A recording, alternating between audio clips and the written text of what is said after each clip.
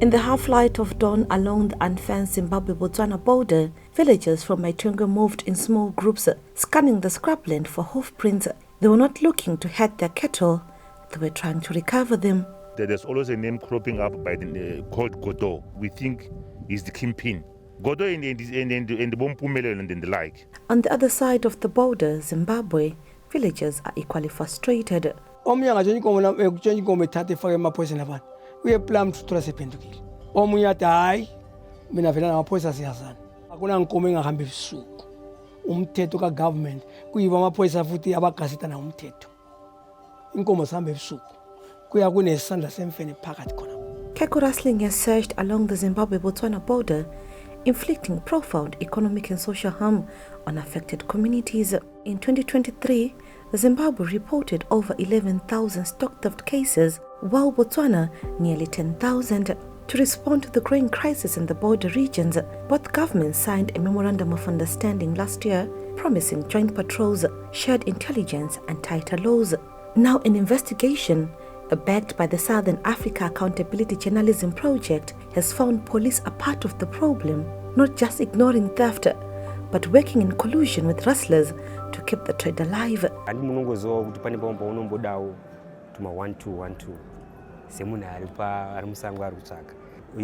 Transport, it was a challenge.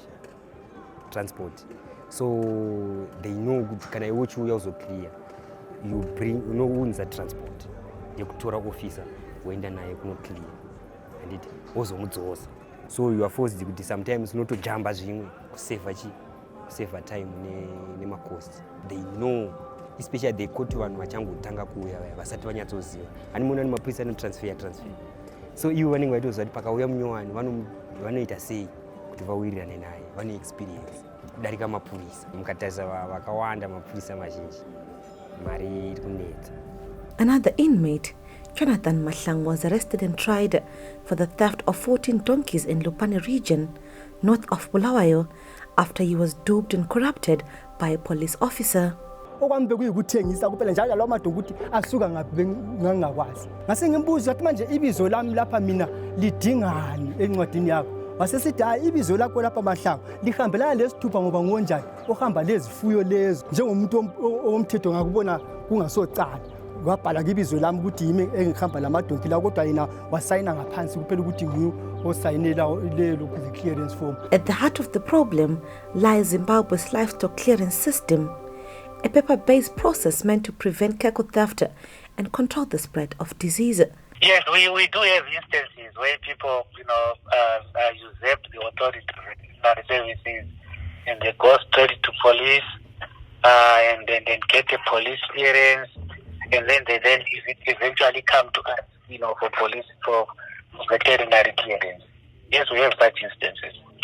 They are not allowed to clear Nkomo before even veterinary services proclaims ukuthi Nkomo leyo ilelungile lokuhamba. They are not.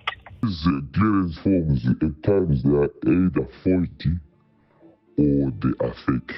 The junior police officers, when they go out, on their coming back they plug some papers in the middle of the book and you'll find that one policeman may remain with over 5 pages or so. At one time I remember when I was in one of the stations in Matnot, we arrested a cattle rustler who would use the same permit to bring cattle into the market, go back, and the time that permit expires, you will have taken more than 3 or 4 loads.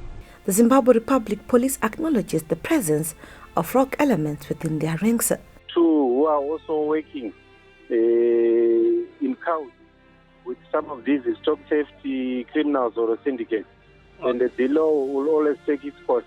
And we are also aware that we have had some instances of cattle buyers also being implicated in this racket. For families like that of Innocent Ngwenya in Subula village, Plumtra, Zimbabwe, the toll is severe. Labantwana sengehluleka ukuthi bafundise esikolo bengathi grade 5 bayahlala, grade 7 sesihlalele umntwana angisela inkomo engazithengisa ngimncede lezi esele unyaba ngikhathi izulu liyaduma lami balimela ukudla khona lokele ukubona. As Zimbabwe and Botswana work towards a stronger framework to combat this crime, the true measure of their success will not be in signed documents, but on whether stolen cake were recovered and corrupt officers are held accountable.